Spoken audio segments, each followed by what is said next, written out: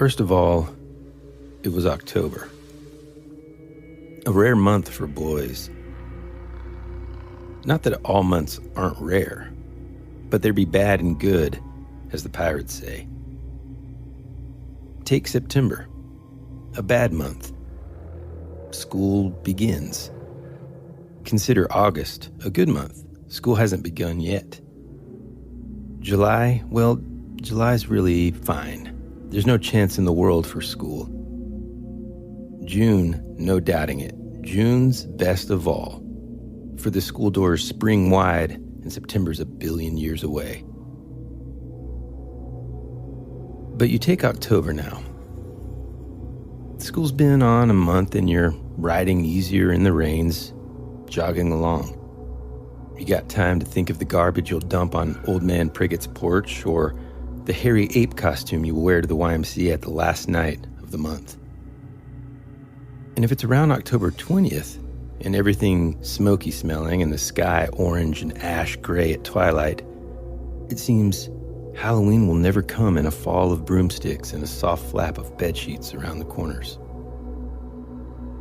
But one strange, wild, dark, long year, Halloween came early. One year, Halloween came on October 24th, 3 hours after midnight.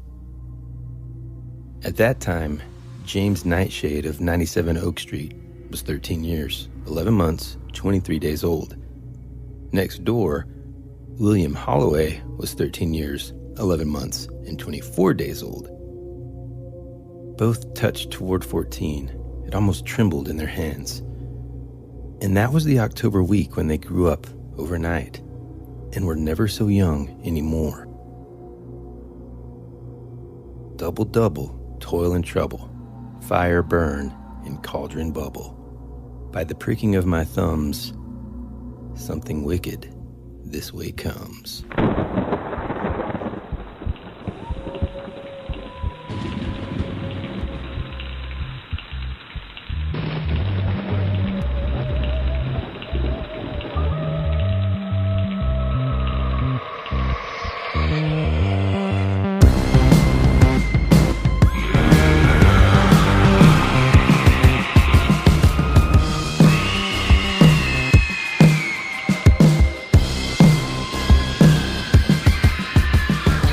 Hey, all you ghosts and goblins, welcome back to your favorite podcast, That Would Be Rad. The podcast that majors in 80s and 90s nostalgia, comic culture, all things paranormal, and minors in retro video games, tabletop RPGs, pre-internet mysteries, and raising our kids to be half as spooky as we were back in the 80s. I'm your host, Tyler Bentz, and this is your other host, Woody Brown. Hey, pal. Hey, man. Little something wicked this way, huh? Oh, yeah, man. In the intro, Ray Bradbury's finest. Just one of both of our favorite books. And so I knew you would get it the second I started reading it. But I really was thinking that you were getting into The Thief of Always for a minute. Mm-hmm. You know, he has another story called The Halloween Tree, which, embarrassingly enough, I've never read. Yeah, I never have either. I always see it. It looks awesome, but and I hear it's great, but I've never read it. Well, sounds like we got something to add to our Christmas list, huh? 'Tis the season. So in our ever quest to research the topics that we're going to be doing, well, all the time, but specifically for the October Spooktacular, actually came across something that was somewhat related to something that we're going to talk about in a future episode this month, that I thought, man, I think this is a really good topic that we need to kind of bring to the listeners because, number one, I'd actually never heard of it. Speaking of embarrassing, I've even been here and didn't even know about it then and could have totally visited this place. Yeah, I mean, this is one of those things that, I mean, first of all, I'd never heard of it either, which, I mean, they stumped us both. But I will say it was immediately fascinating, and to me at least, it felt like there was a correlation to a topic that we covered in a past episode, and that was the Fomorians. Mm-hmm. And if that's not a hint for you, today we're talking about Take It Away! Okay. The what's known as the Irish Hell Caves. One of the things that I love about our studio setup, well, I guess just our collection of books, man. And when we were researching, I was like, I wonder if one of these books has something about it. And sure enough, man, I kind of found it. Oh. So here's the thing, folks. We're going to have to go back close to about 2,000 years ago. Okay. We're talking about an era when a knight traveling through the rolling fields and pastures and forest-cloaked hills of Ireland would come upon a river that had a flock of white sheep grazing on one side and a flock of black sheep grazing on the other. From time to time, a sheep from one flock waded through the water toward the opposite bank, and as it did so, its color changed. We're talking about a time when a traveler might see mist swathing the turrets of a castle that moments before had gleamed in the sunlight. If he ventured through the gate into the hall, he might find it completely deserted, except for a golden gaming board on which silver men played a game like chess amongst themselves, making their moves without the aid of human hands. Whoa. We're talking about a time when a wanderer might glimpse a horse. Wait, take that again. You said wanderer. Wanderer. What? No, that was good. You said wanderer the first time. Wanderer. We're talking about a time when a wanderer might glimpse a horse cantering over the surface of the sea as if it were solid turf. Or maybe even see a man turn into an eagle and soar into the clouds. All of those occurrences and many more were reported and ascribed, of course, to the workings of magic. But in a world so shifting and uncertain, you see, they started to discover that there were places in our world, especially back then, and I'm sure even now, that they would consider to be the in-between places. Rivers and borders, and at all edges, verges, brinks, rims, fringes. Also known as the liminal spaces. Anything might happen, and chaos could be loose upon the world.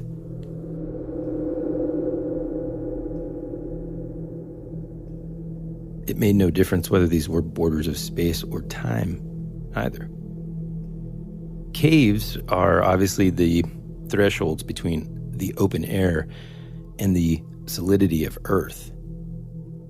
They're often described to be entrances to the world of spirits. So in the middle of a field, in a lesser-known part of Ireland, is a large mound that is occupied by sheep. Now, when you're driving through Ireland and you've kind of begun to get more familiar with the teeny tiny roads that you're supposed to drive on, you'll notice, man, as you're driving through, there's just fields and fields of sheep. I mean, sometimes they're up on like these cliffs and stuff. It's amazing. And I guess the shepherds and stuff will actually like spray paint a symbol on their wool in like different colors. So you'll see a white sheep with like a neon orange like symbol. And you're like, oh, okay. Do we need to turn around? Anyway, Interesting. So it's not uncommon to kind of just see many of these sort of grassy knolls and mounds and sheep just kind of all over the place. In other words, what I'm describing here could easily blend in with the rest of the scenery. What's interesting, though, is even as I myself kind of drive by these places, or if you're thinking of just the sheep in general, myself or the sheep 2,000 years ago would probably have been extremely terrified to be walking or even passing by this particular area. Considered by the ancient Celts to be a passage between Ireland and its devil-infested otherworld called Oen-na-gat, which means Cave of the Cats. Oh, right, yeah. This was actually the birthplace of the Samhain festival. Now, a real quick note here. If you think Tyler and I are terrible at pronouncing Bostonian or Massachusetts words, which we are, which we're terrible at it. Yeah. And also thanks, John, for that correction from, I think it was last week's show. Yep. Any help we can get. Yeah. Send if it you our think way. we're bad there, ladies and gentlemen, just wait until we start trying to attempt Celtic words or Irish words. I'm sure I'm going to get it wrong.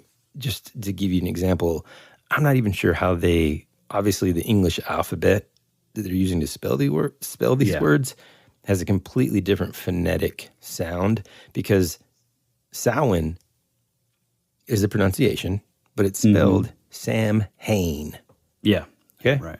So not giving myself an excuse, but yeah. Yeah, Gaelic, Celtic, all that stuff is so confusing. And I mean, I cannot imagine how a small child learns to read with that language, because you're looking at something that is not the same as the way it sounds. Right, exactly. So, God bless them. Where am I at here, man? The Cave of Cats.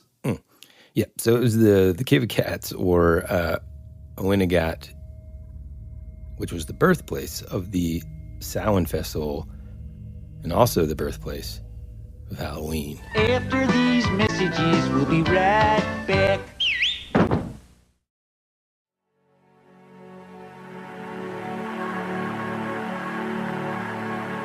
It's a pretty cool place if you're a Martian. Or a vampire. You think you really know what's happening around here, don't you? Is anyone out there? We're fighters for truth, justice, and the American way. Hey, this is Woody. And this is Tyler. And you're listening to That Would Be Rad. And now, back to our show.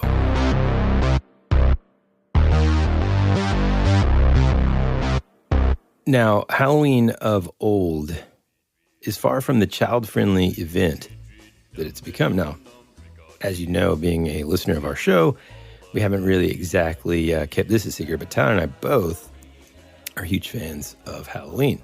And the childish aspect, too, man. I mean, I can't wait to dress up this year. Yep. But really, in reality and history, according to Irish archaeologists, Halloween can actually trace its origins to a bloody and eerie ritual marked in Rathcroghan, a former Celtic centre buried beneath the farmland of Ireland's county Roscommon. Just to give you some credentials here, Curly is an expert of Rathcroghan, and Rathcroghan's actually was the hub of the ancient Irish kingdom of Connaught. And at the heart of Rathcroghan, at this monumental mound, is where animals and stuff were sacrificed at a mighty pagan temple during Samhain. To give you some geographical context here, Rathcroghan is spread across about 2.5 square miles of extremely rich agricultural land, and it boasts about 240 archaeological sites. Everything from burial mounds to ring forts, standing stones. Oh, there's even an Iron Age ritual sanctuary. And, of course, what we really came here to talk about, which is the Oweynagat, the so-called gate to hell. Now, when we do rewind back 2,000 years ago, it's so hard for me even to kind of fathom what the world was like back then.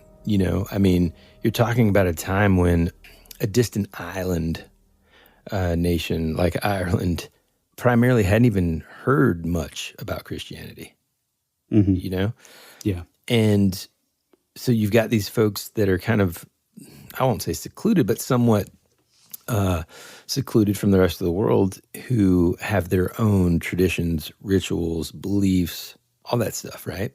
And at the time, paganism was really the dominant religion around Ireland's Celtic people.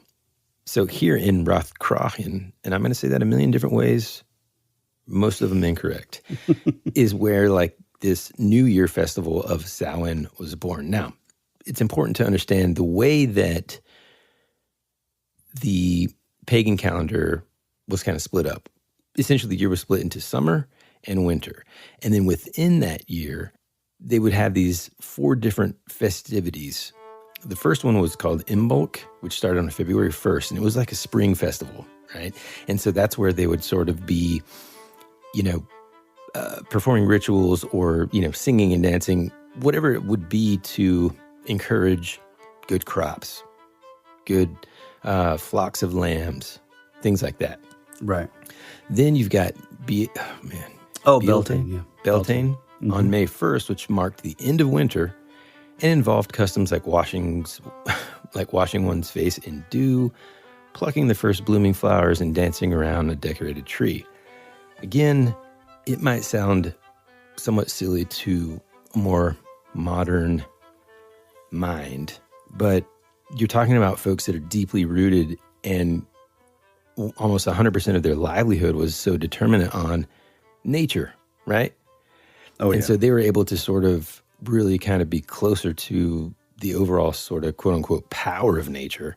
So, of course, they were going to try to do what they could to kind of celebrate and also, in a sense, pray or wish for a good upcoming season. Yeah, it was kind of a way, I think, God, I feel like we talk about Neil Gaiman and American Gods as much as we talk about Tim Marchenko and Disembodied Voices, but it's that way of sort of paying like a tribute or paying like, an offering or like sort of adulation, praise to like the gods for a good season, a good harvest, to help brave through a cold winter, that kind of thing. Yeah, and I think also another sort of misconception. I was guilty of this whenever I was in high school.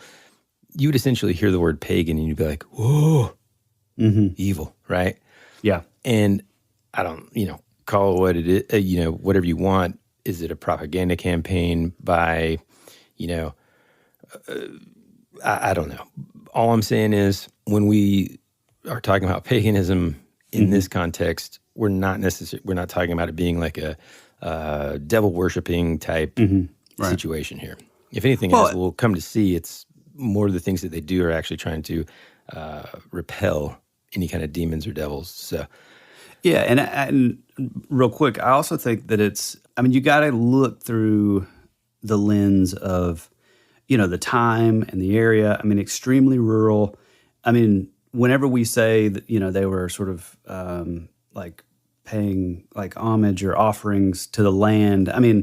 Like the land was like what they lived in. It wasn't this sort of isolated existence like we have, where we're constantly indoors. We're constantly, it's like there's days where I'll only go outside for a few minutes. Like these people were like in it. Well, yeah, days. But these people. Tyler's skin hasn't touched the sun. The sunlight hasn't touched Tyler's like skin. Yeah. His epidermis. Yeah. In at least 18 months. Correct. But these people were like in it. They were intimate with the signs of like, seasonal changes. And, I kind of think a sort of modern carryover is like, or things like the Farmer's Almanac. Dude, I was just about to say that, yes. Yeah. And is there anybody listening right now that would consider the Farmer's Almanac to be demonic? No. So. You're about to say yes? Well. Here we go. So my grandpa was a huge, he was a farmer. I come from like a family of farmers and stuff. He religiously had a Farmer's Almanac, and it was throughout my entire childhood. It was always correct. He was like, I don't know how they do it, but they're wiser men than me, and they've just figured out like the different signs that sort of point to like what our winters are going to look like or what our summers are going to look like.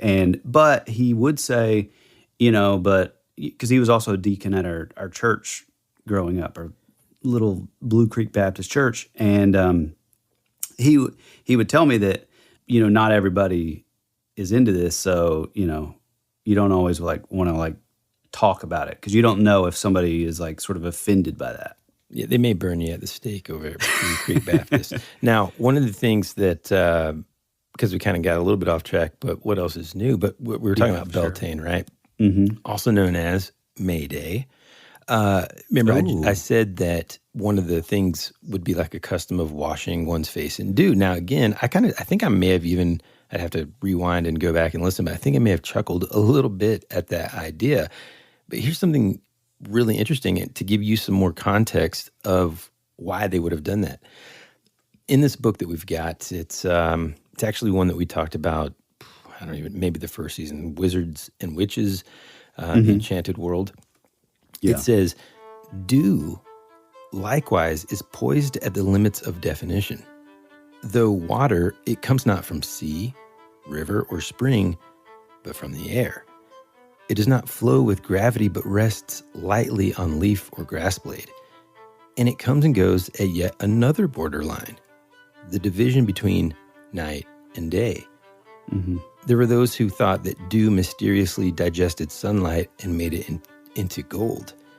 You see, dawn and dusk were magical times, for they divided the fundamental elements of existence, night from day, darkness from light, the period when evil was abroad from the time when it was banished to its secret sanctuaries.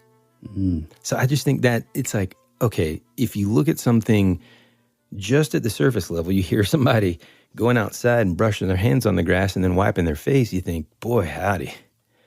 You know, these guys aren't really civilized, huh? Yeah, well, right. Then when you learn about why they think of dew in such high regard, man, it's pretty cool. Yeah, I think it's cool. I mean, and oddly enough, me, I'm a person of faith. I mean, it is interesting because I would not consider myself very typical in that way because I am open-minded to these things, and having an open mind when looking at these things, it really does allow you to see that, like, oh, wait a minute, in the modern sort of Christian tradition, I mean, man, it is highly steeped in quote unquote like pagan traditions. And I mean, I think that was probably, sorry, I hit the mic. I think that was probably like part of it, in a way to, the sort of Christians would sort of settle into a land and they would adopt certain like holidays and customs of like the people and then sort of also claim them for themselves. So, I mean, I know there's a few different ways of looking at that as like, oh, well, you're appropriating of whatever. But then at the same time, it's like, well, at least they were sort of still in a way allowing the people to carry on those traditions in a way. I don't know. I'm sort of indifferent on that. But, Yeah. I mean, you know what I mean? What else is cool about it, though? It goes to show what stands the test of time and what doesn't. And one of those things is tradition. Right? I mean, I'm a big stickler on tradition. I love it. Me too. It's part of the reason I love the college that I went to here in Georgia, but then also Texas A&M where my parents went. There's so much tradition. Go Aggies. And kick 'em Aggies. And, oh, man. We're laughing because I know nothing about any sports, but that's okay. Which remind me later, I want to talk to you about this sports manga that I started reading that is maybe one of the best things I've ever read in my life. Dude, there's Ed Piskor, from Cartoonist Kayfabe. His favorite manga are like the ones that are, first of all, there's a manga for everything, but there's he's like, there's one that's like this dodgeball manga that maybe is favorite, or like tennis, swimming. Yeah, dude. Yeah. There's one for everything. The one I'm talking about is called Slam Dunk, and it was like early 90s basketball, dude. It's freaking incredible, bro. Does it sort of utilize any of that NBA Jams era? Oh, dude, and I'll put all this in the Patreon. We'll return after these messages.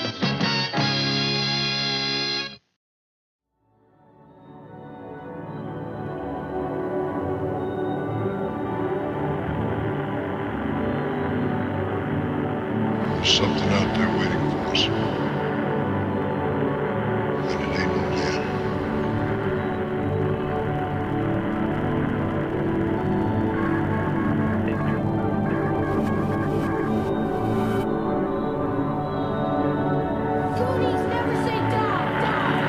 Hey, this is Bryce Johnson from the Bigfoot Collectors Club, and you're listening to Tyler and Woody on That Would Be Rad, because that is rad.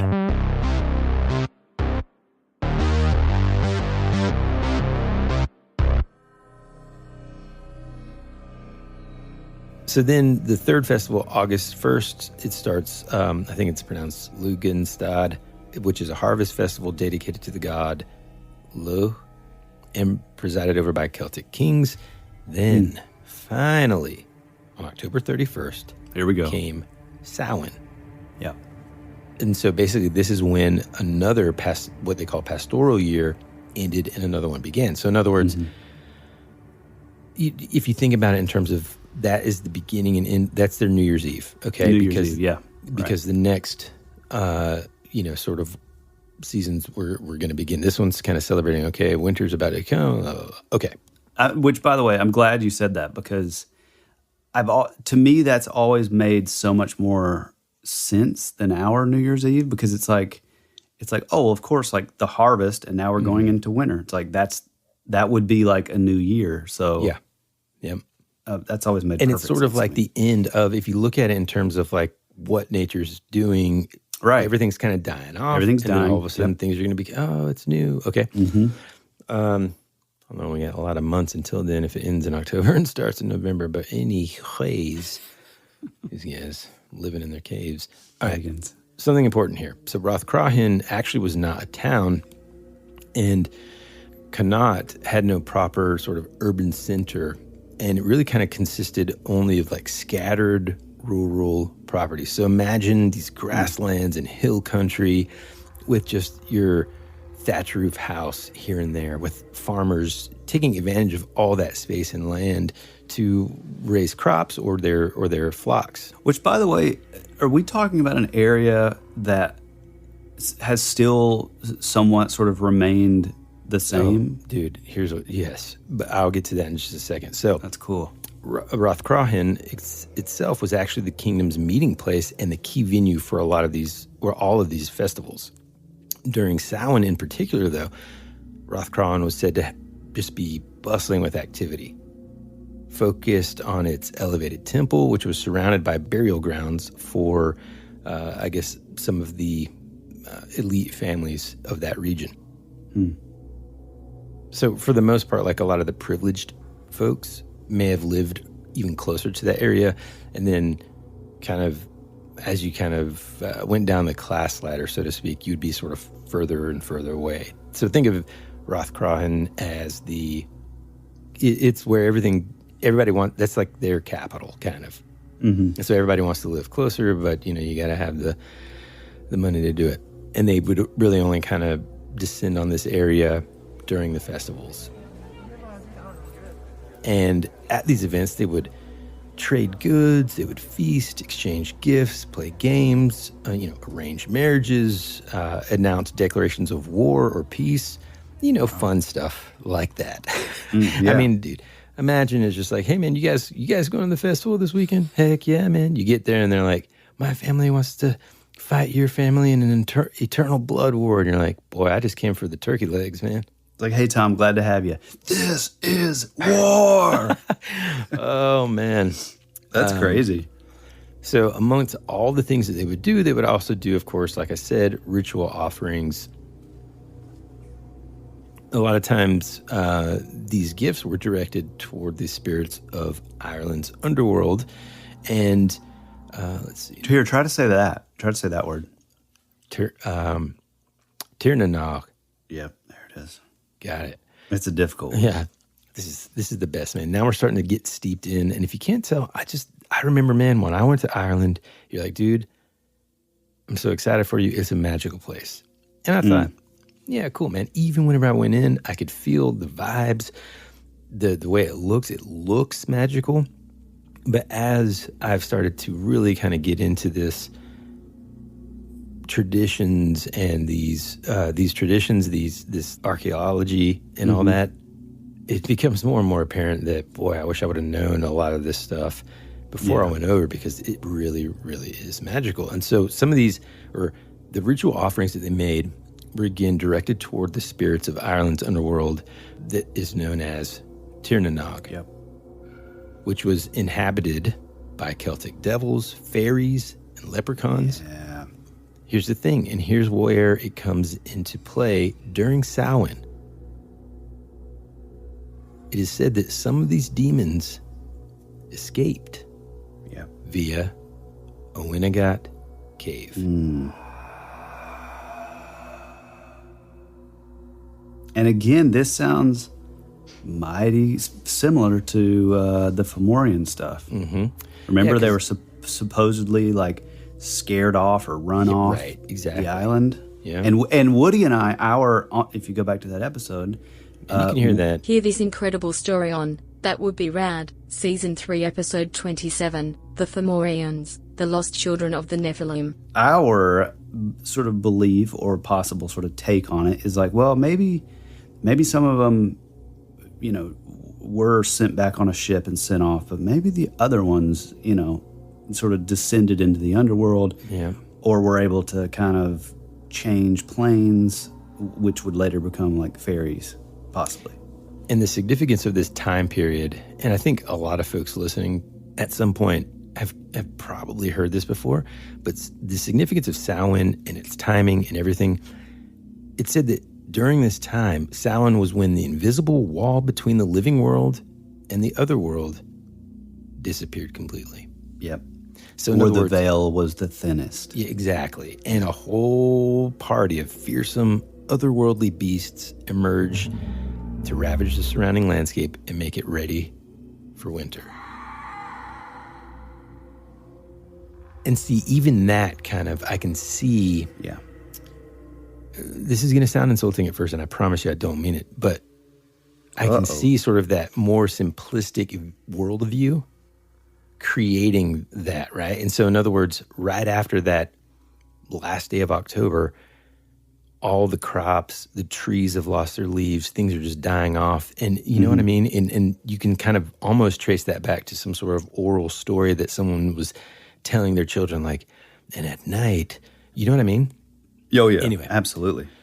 So apparently there's this like almost tightrope walk here where the Celts were, on one hand, thankful for the agricultural efforts of these spirits, but then also kind of wary of falling victim to their fury. And so in order to protect themselves from physical harm, they would light ritual fires on hilltops and in fields in order to avoid being kind of dragged down into the depths of Oweynagat. Did I say it right? Oweynagat by these devils. They disguised themselves. Here we go, trick-or-treaters. They would disguise themselves as fellow ghouls and goblins. There we are. And here we are, 2,000 years later, dressing up on All Hallows Eve ourselves to, get some candy and all that. But in a sense, kind of doing the same thing. Yeah, absolutely. And here's what's cool. Just like you, Tyler, I thought, now, boy, I wonder if this place is just like, okay, everybody, like, punch your ticket, go see the hell caves, right? I will say, thankfully, Ireland isn't so... now, if this was a place in America, you're dang right. And we'd probably be the ones selling it. Oh, yeah. But in Ireland, thankfully, it's actually a spot that, you could honestly drive right past it and not even notice it.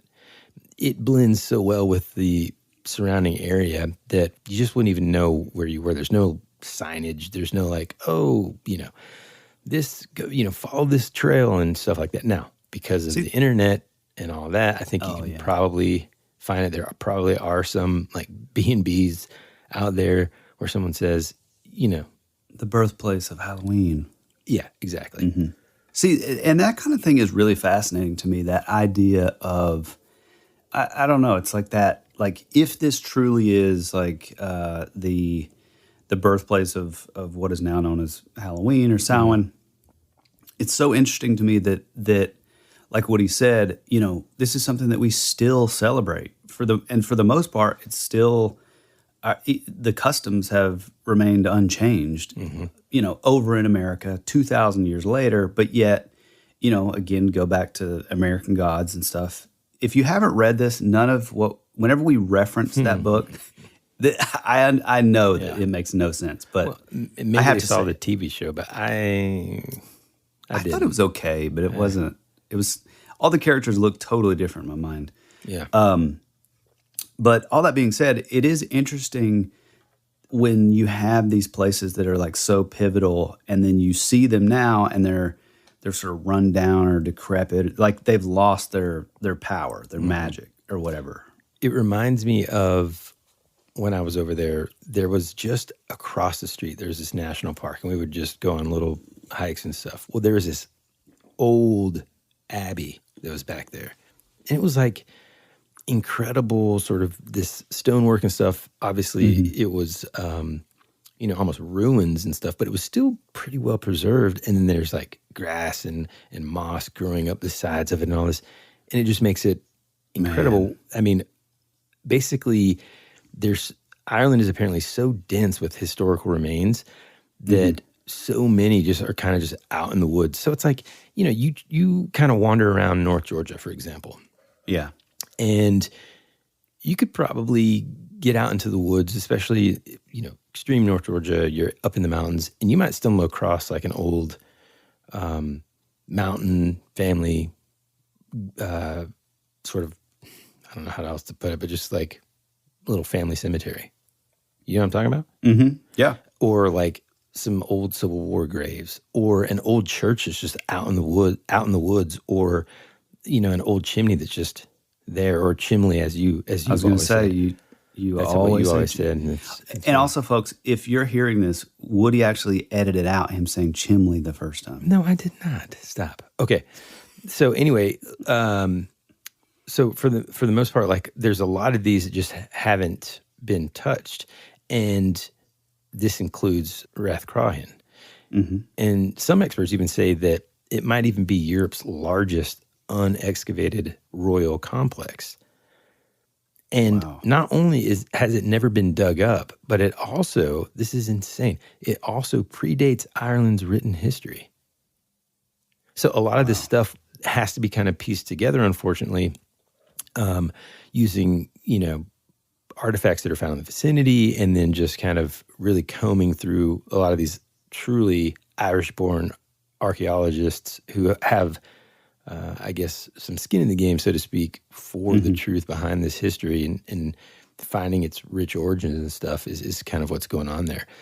I mean, basically, they have applied to make it be a World Heritage Site, whatever that means.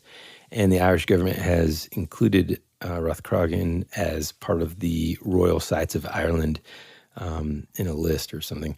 So, apparently you could, there are ways to find how to find the cave. It's weird though. Well, sorry, I didn't mean to interrupt. No, go ahead. No, I was just going to say, it is weird that it would be on like an official, government registry, but there wouldn't be like a sign, stuff over here in the U.S., like things like that. They're always going to have like a plaque or a sign that, So they're applying to get that official branding by there's this organization, I guess, that, handles all that. And it says that same guy, Daniel Curley, says that if Rathcroghan got a UNESCO listing, that's the name of that organization, and that attracted more attention here, that would be great, he says, because it might result in more funding to look further into the site and look after the site. But, he says, we want sustainable tourism, not a rush of gimmicky Halloween tourism. He also said those travelers who do seek out Rathcroghan might have trouble finding its hell cave. Oweynagat is elusive, despite being the birthplace of Samhain, and also the birthplace of actually one of the most famous queens in Irish history, named Medb. Interesting name. I'm sure it's, actually pronounced Lucy. Yeah. It says it is barely signposted and hidden beneath trees in a waterlogged paddock at the end of a one-way dead-end road about 1,000 yards south of a much more accessible Temple Mound. Visitors that are brave enough could hop a fence, walk through a field, and descend into the narrow passage of the cave. I mean, is it one of those things where maybe they're kind of preventing all this because it's kind of dangerous to get into? Maybe. And maybe it's just kind of like back far enough to where nobody's really just out there looking for it, Yeah. Now, something that's weird is earlier on, remember I said that Oweynagat meant Cave of the Cats. And I got a little bit of a beef with that. I mean, I don't understand. Are they saying that cats they represent devils and stuff? I mean. Well, it immediately made me think of like black cats and, sort of that Halloween witches kind of thing. Yeah. Familiars. So apparently it's not just like a single cave, it's like a large cave system. And again, when we talk about things that potentially live there, like leprechauns and that kind of thing, they also believe that fairies live there. And I know you've heard Tyler go on and on about this. We're not talking about fairies. The Tinkerbell fairy. We're talking about... We will return after these messages. America's future can be determined by our dreams and our visions. It was very intense, bright light. For over 200 years, there have been reports of giant, man-like creatures. From another dimension, another world, I don't know. The most intriguing mystery on the North American continent. This is Joshua Cutchin, and you're at my home for weirdness. That would be rad.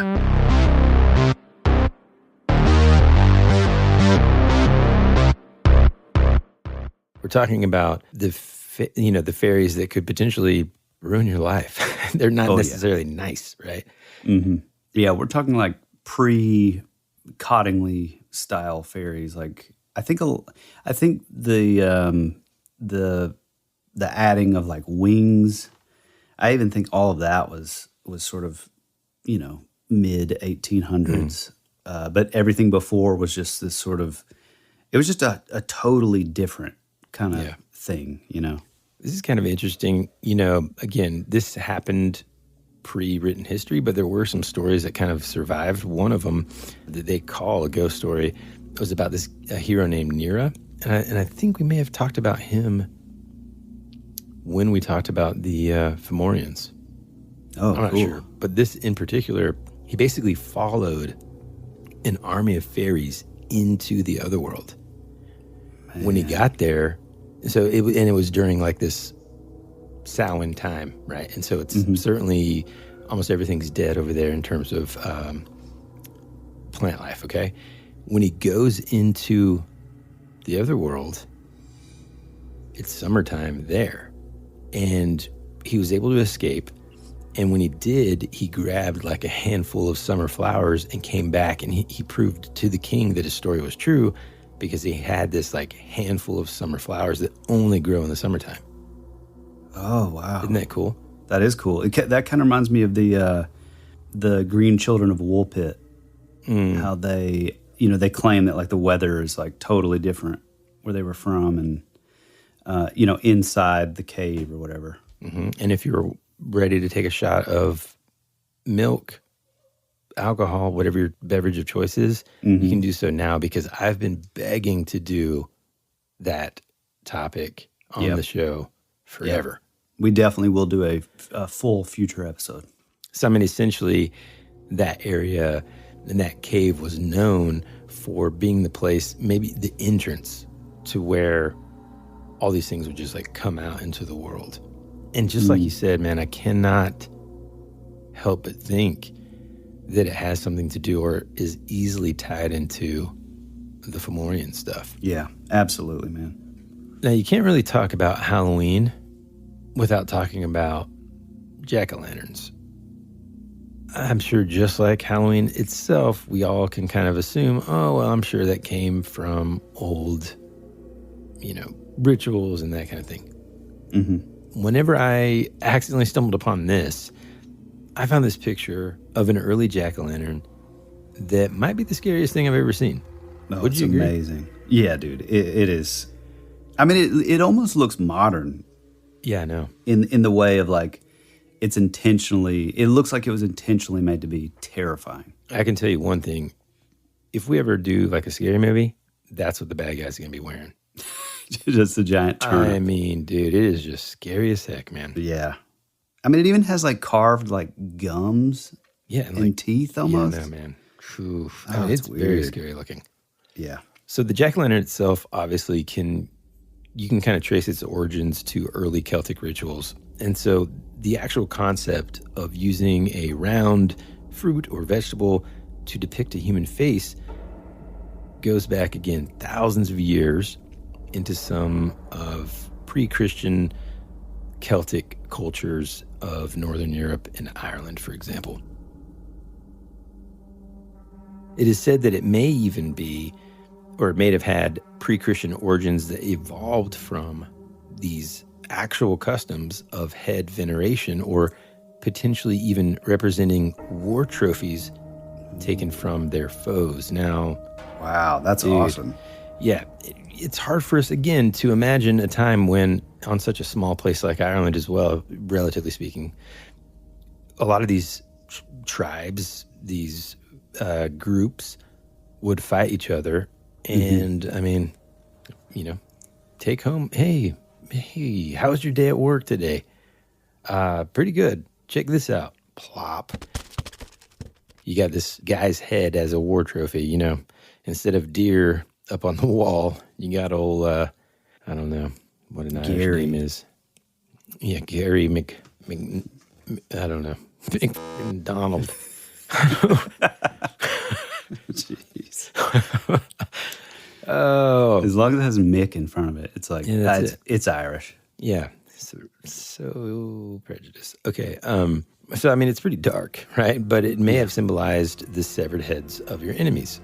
It took a deeper hold during the Celtic festival of Samhain, which again originally, or All Hallows Eve, modern day Halloween on October 31st, back when they believed, you know, of course, that the spirits were kind of mingling with the living.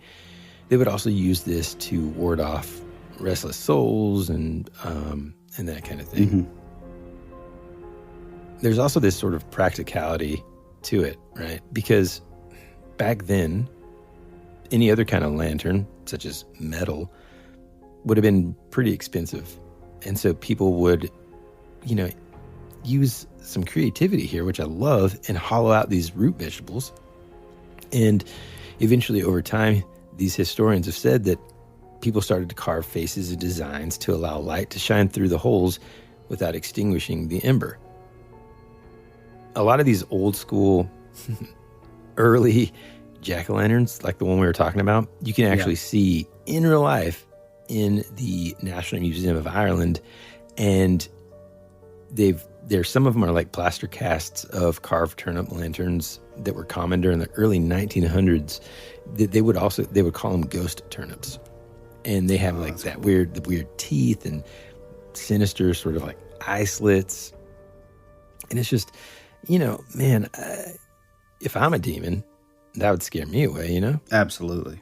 Here's something that I didn't know, actually. The origins of jack-o'-lanterns aren't just limited to root vegetables. The term also refers to people. According to... carve the heads of their enemies out. Yeah. In the 17th century in Britain, it was common to call a man whose name you didn't know Jack. So a night watchman, for example, became known as Jack of the Lantern or Jack-o'-lantern. Cool.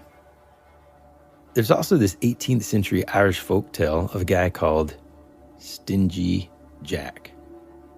Have you heard this one? I've heard the name. Well, I'm going to tell you. Okay. He was an unsavory fellow, often said to be a blacksmith who had a fondness for mischief and booze. I swear we've talked about this before. It does feel familiar.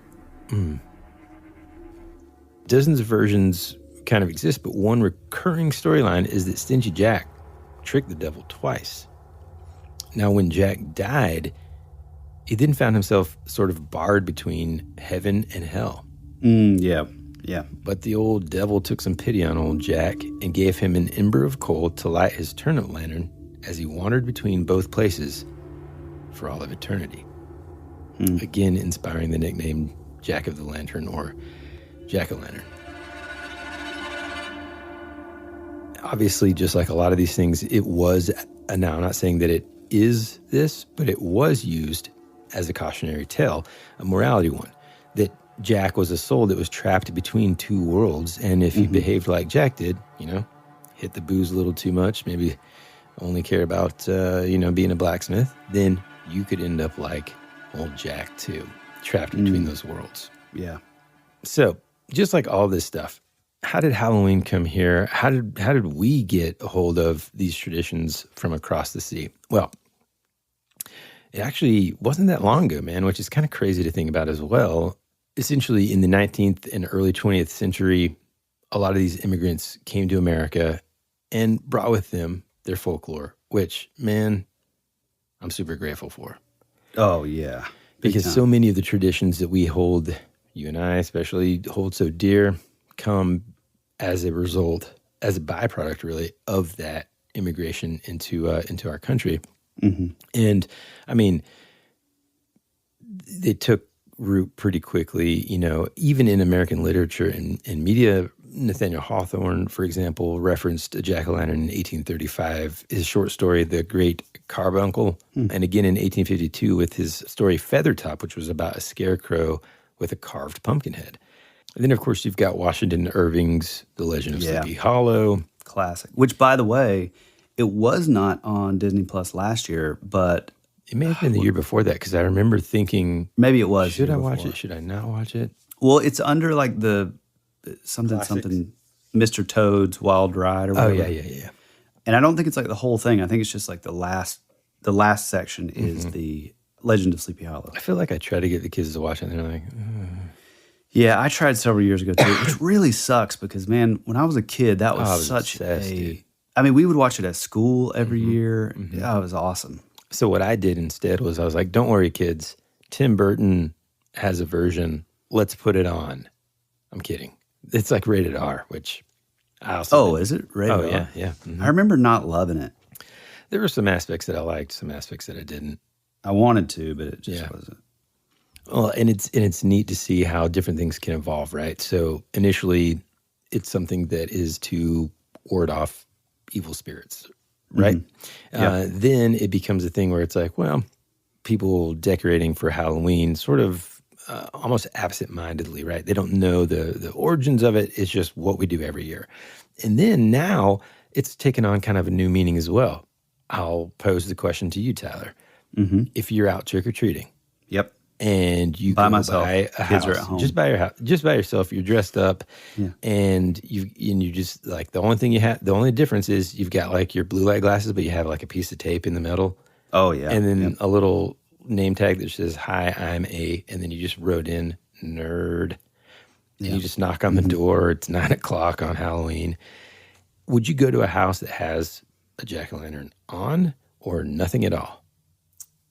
In other words... Definitely on. Yeah, right. It's now used almost as like a signal of, hey, we're passing out candy here. Boom, right? And so like all these traditions, you can follow the evolution all the way back to the Irish hell caves where these evil spirits come out, allegedly. All the way to now, we're just doing these things that we kind of take for granted every single year that have now taken on a meaning of their own, You're saying so it would be kind of like the equivalent of turning on the bat signal and criminals being like, oh, the bat signal's on, time to go do some crime. No. I was saying that basically, okay. No. I'm saying that like now it means something different to us than its original origin, essentially. Yeah, that's what I'm saying. Originally it was to like ward off. It would be like to ward off criminals. Now it's like, it would be the opposite. Well, I mean, I think they still are wanting to ward off demons. Now we're just attracting people that want candy. Yeah, but I'm saying we as people dressed as the monsters go towards the jack-o'-lantern. Well, that's true. Yeah, that's true. See what I'm saying? Well, and then in that line of thinking, it's like if you were really trying to stay away from demons, if you're a demon, in other words, you kind of got it made a little bit because now you can kind of hide amongst them. Oh, yeah, dude. And then you're now you're inviting them to your house. That is... and now Blue Creek Baptist Church doesn't sound so crazy, does it? There is that line of thinking still. I don't know. To me, it's like I love Halloween so much, so I just, I don't know. I'm not like thinking of like demons when I'm, when all the thought of Halloween and its nostalgia goes through my head. Yeah, I mean, I will be honest. There are certain things that I won't let my kids do or dress up as. Like I don't want them being something like super scary or gross. Does that mean I'm a lame? No, I'm the same way. I mean, not that my two little girls would particularly want to do that. Although Elliot, my youngest, wants to be a vampire this year, so that's not bad. I mean, she's 5, and I know. I think Jane was a vampire once. doesn't even know what a vampire really is. Yeah, no, I mean, it's just kind of like, what's the cartoon? Vampirina. Well, that's not what I was thinking of, but yeah, that's a good example. Yeah. So anyways, that's basically the origins of it all. The fact that there's this place known as the Irish Hell Cave. Yeah. If you Google it, you also kind of fall into this thing that I didn't know much about and I didn't want to talk about today, which was the Irish, I think it's the Hellfire Club. Oh yeah, classic. And also in the X-Men. Okay, so the Hellfire Club that I'm talking about is like underground weird sex thing. Yes, but it was sort of taken over by like I think like 60s or sort of aristocrats. Oh no! This would have been like Victorian aristocrats. Yeah. Oh yeah, like old man, and then just continues to this day. But then in the 60s, I guess maybe that is the X-Men Hellfire version. Where in the 60s they like dressed in like the wigs and the tights and like the waistcoats and stuff. Hot, pretty hot. Yeah. But I always find it fascinating to find out, the lore. And whenever I stumbled upon this place, it's kind of, it immediately, the first thing I think of is, okay, would I go inside that cave? Maybe if it wasn't Halloween, never during the month of October is my answer. What about you, Tyler?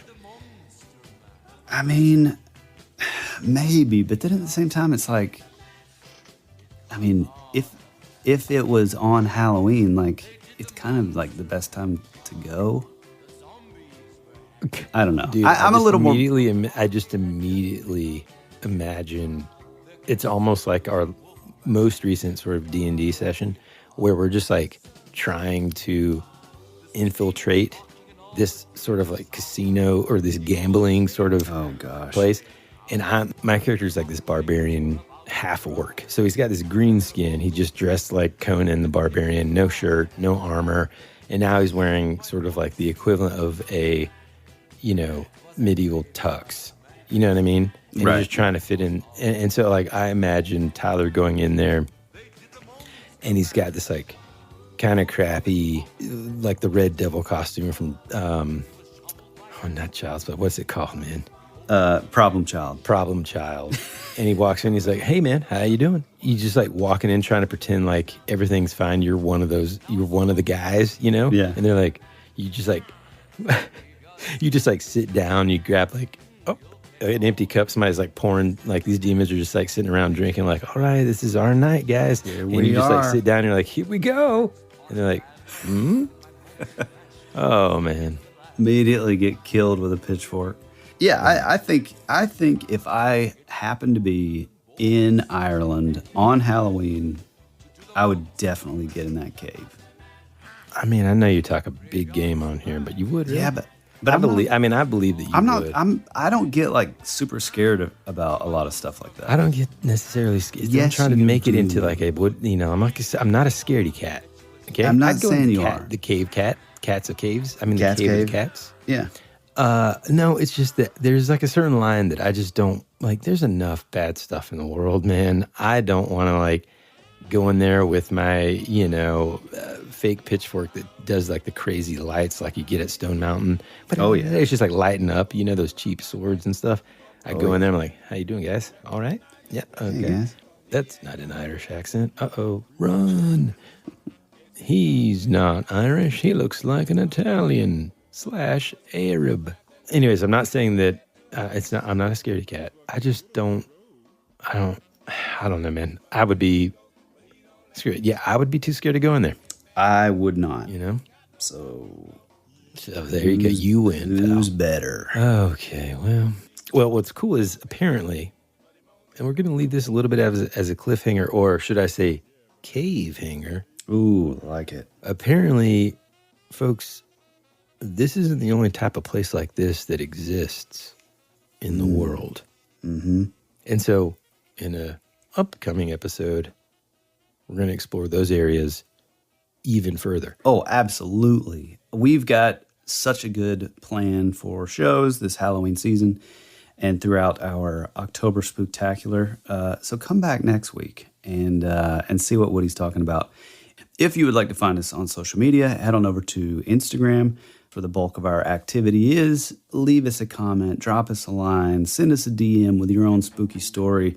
If it's a long one, head on over to thatwouldberadpod@gmail.com, or even better, our website, thatwouldberadpodcast.com, where you can send in your own voice memo. And if you do it real quick, probably not, but it could be featured somewhere along the line or somewhere on the trail of our October Spooktacular.